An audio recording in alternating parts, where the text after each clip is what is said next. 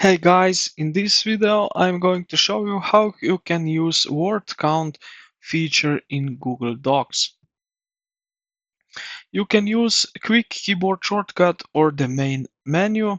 So let's go and we will take a look into it.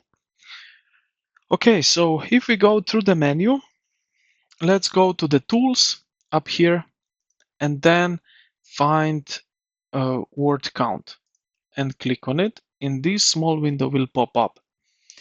The same window will pop up if you use the short key, so press Ctrl, Shift and C. On the Mac, CMD plus Shift plus C. And this pop-up window will appear showing the number of pages, words, characters, and characters excluding spaces. Okay, so if we want to see the count update in real time as you write, just hit here display word count while typing and click OK.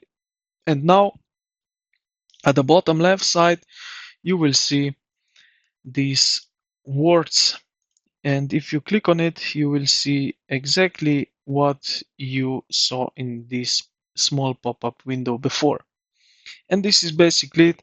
I hope this video helped you out. If it did, consider to like the video and subscribe to the channel. Thank you for watching and I will see you in the next